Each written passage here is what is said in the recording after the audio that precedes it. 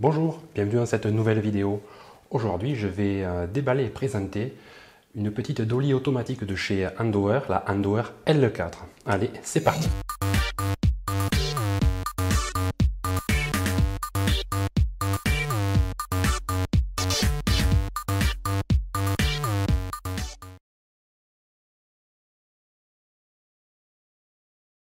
On va commencer comme d'habitude par un petit tour de la boîte. Alors c'est une boîte beige, toute simple, il n'y a aucune inscription de la marque ou du modèle. C'est trois petits autocollants, rien du tout, voilà, sur aucune des faces. On procède à l'ouverture. Alors on trouve la notice de cette dolly. Ici un petit câble USB, micro USB pour le rechargement de la dolly, parce que celle-là est rechargeable. On trouve la dolly elle-même. Il y a aussi un adaptateur 3/8, 1/4. On met de côté. Un petit sachet avec une clé 6 pans et un petit caoutchouc de secours ou de remplacement pour la roue. Et ici, la télécommande. Allez, on va faire le tour de cette dolly. Donc sur le dessus, on retrouve deux filetages, un 3/8 et un 1/4 pour fixer soit l'appareil photo directement dessus, soit une rotule. Sur la tranche droite, on a donc la première roue avec l'angle ajustable, une roue directrice. On retrouve ici le port micro USB pour le rechargement et le bouton d'allumage de la dolly elle-même. Donc à l'intérieur, il y a une batterie lithium-ion non amovible qui fait 1800 mAh. C'est donné pour une autonomie de 6 heures. Il faut compter 4 heures pour le rechargement complet. Donc pas de rechargement rapide ici. Sur le côté gauche, la deuxième roue directrice ajustable. Un bouton pour sélectionner, je vais l'allumer, la vitesse, donc qui est indiquée par les trois diodes ici. Donc vitesse 1, vitesse 2 et vitesse numéro 3.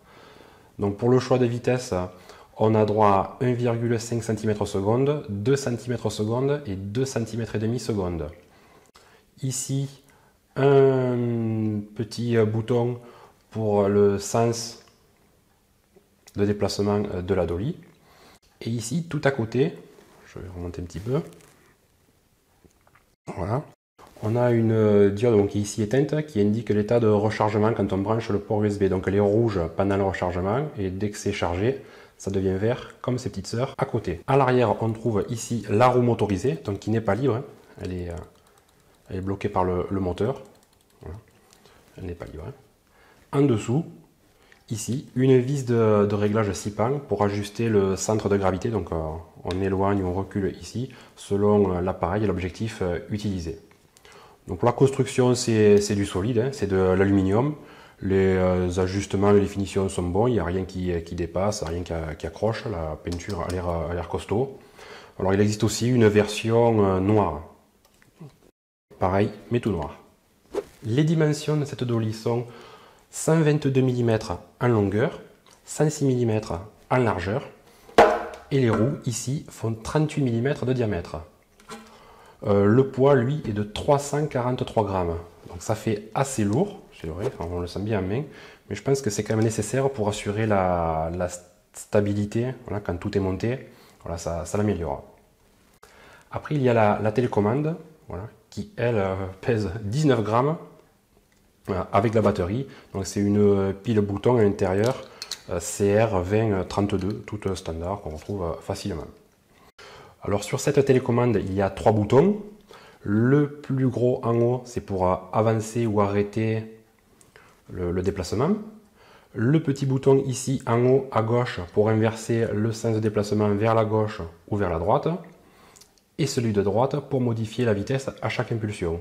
Donc première impulsion, on a une vitesse, deuxième une autre, troisième, etc. Et on revient à 1, 2, 3, 1, 2, 3. Voilà, on fait le tour. Il y a ici une petite diode verte qui s'allume pour indiquer quand on appuie. Maintenant, petite démonstration. Donc, je vais régler les roues à peu près droite. J'allume ici. Donc là, c'est allumé. Je pose, j'appuie sur le bouton et je me déplace. J'appuie, je m'arrête, j'appuie, je me déplace, j'appuie ici, j'inverse le sens. Donc là on est sur la vitesse la plus importante, ici c'est la moins importante, donc 1,5 cm/s, là 2 cm/s et 2,5 cm/s. Et je peux réinverser. Voilà. Ça roule tout seul. C'est bien pratique d'avoir cette... Et hop, j'arrête. Voilà, c'est magique. Cette dolly est la deuxième version de ce constructeur, parce qu'on va trouver des clones sur le marché d'autres marques qui ressemblent très fortement. La première version, elle a été alimentée par un accumulateur amovible de 800 mAh et n'est pas contrôlable par télécommande. Pour inverser la direction, il fallait démonter la roue ici, inverser le sens de l'accumulateur. Il n'y avait pas non plus de réglage de la vitesse. Par contre, elle était fournie avec une petite rotule pour monter dessus. Le prix, lui, était sensiblement le même. Alors ce produit, il faut savoir, est grandement inspiré du Rollocam de chez Hercule, qui était un peu le précurseur de ce système. Ils ont lancé leur campagne Kickstarter il y a presque 2 ans. Alors qu'il y a un système un peu plus complet quand même, avec des aimants, faire des photos des emplacements précis. Donc l'appareil se déplace, et dès qu'il va détecter un aimant, il va s'arrêter, il va repartir. On peut faire un peu plus de choses. Il y a des kits de rails, des plus grosses roues, il y a plus de réglages de vitesse, etc. Alors, il y a d'autres constructeurs comme Edelkrone qui font ce genre d'accessoires, mais là on n'est clairement pas au même niveau de tarification. Là pour ce modèle, les Chinois, bon, comme d'habitude, ils ont tapé fort en cassant le prix, mais on perd quelques options intéressantes. Le poids maximum supporté sur cette dolly est de 3 kg, hein, selon la notice. Donc, je vais essayer de montrer ici, de zoomer. Là. Voilà. La notice indique 3 kg. Alors j'ai vu des sites internet qui l'a donné pour 5 kg. Alors je pense que c'est plutôt la notice qui est dans le vrai, parce que lors de mes essais, j'ai monté dessus donc une rotule, plus mon GH5, ce qui fait environ 1400 grammes. Alors je ne trouve pas que ça force, hein. Je ne sens pas qu'un peu plus de poids ferait un roulement un peu moins fluide, hein. Mais suivant l'objectif monté, il faudra bien équilibrer l'ensemble, hein, comme on a vu tout à l'heure, en modifiant le réglage ici, en sortant.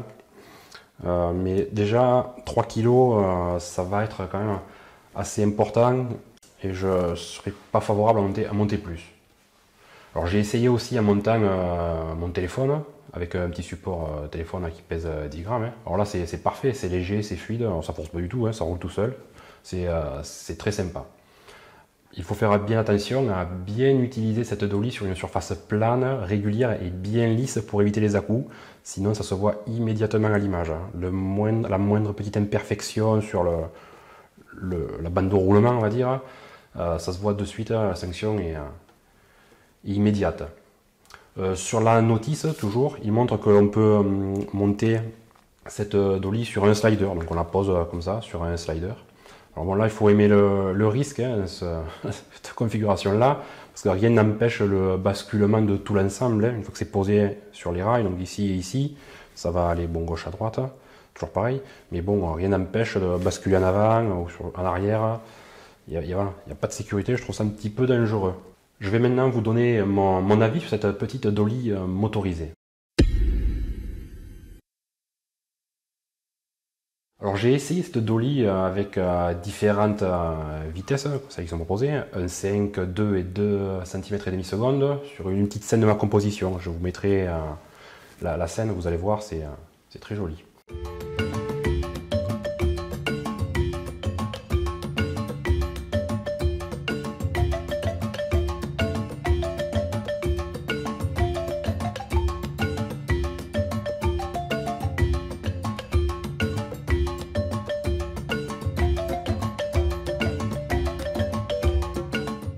La principale difficulté que j'ai rencontrée, c'est le réglage des deux roues directrices.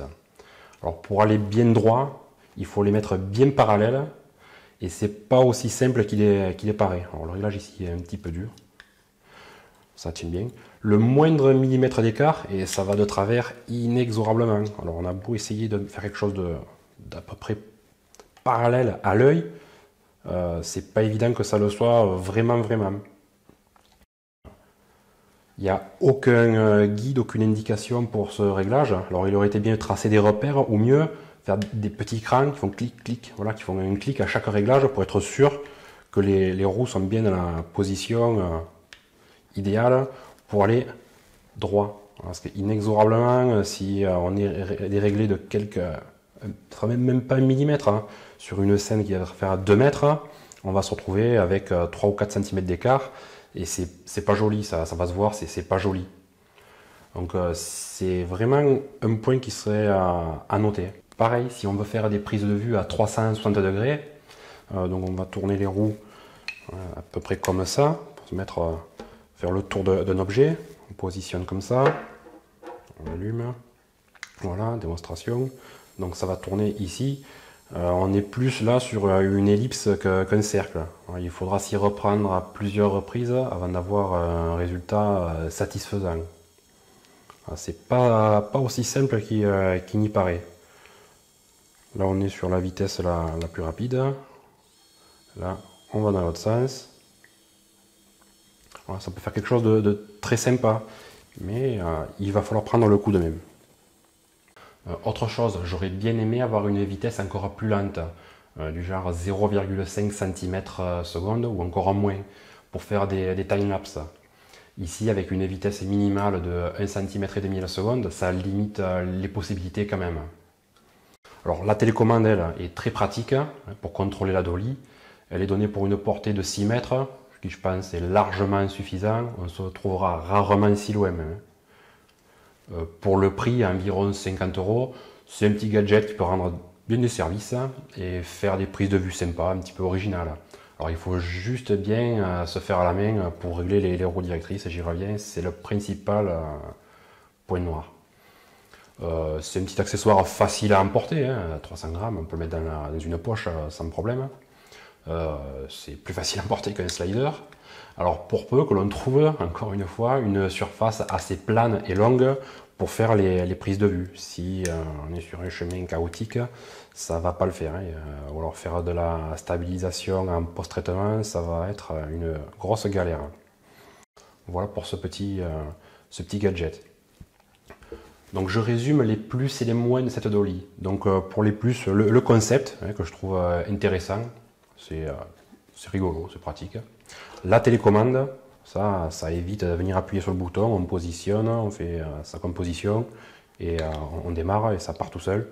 C'est pas mal. Pour les moins, le réglage des roues directrices, j'y reviens, voilà, un petit peu difficile, voilà, c'est pas très précis. Voilà, j'aurais bien aimé avoir des crans, tac, tac, tac, tac, tac, et je sais où j'en suis. Là, même à vue d'œil, je me promène rarement avec un rapporteur ou une équerre, ça se fait pas facilement. Et le deuxième point, je trouve qu'il n'y a pas assez de réglage de vitesse. J'aurais aimé avoir voilà, des vitesses moins rapides. Ça aurait été un plus. C'est la présentation de la dolly L4 de chez Andauer. Si vous avez des questions, laissez dans les commentaires. Vous savez, je répondrai. N'hésitez pas à laisser un pouce en l'air si la vidéo vous a plu. Abonnez-vous, partagez cette vidéo, il n'y a pas de problème. Et je vous dis à bientôt pour une nouvelle vidéo et toujours avec l'accent du Sud. Allez, ciao!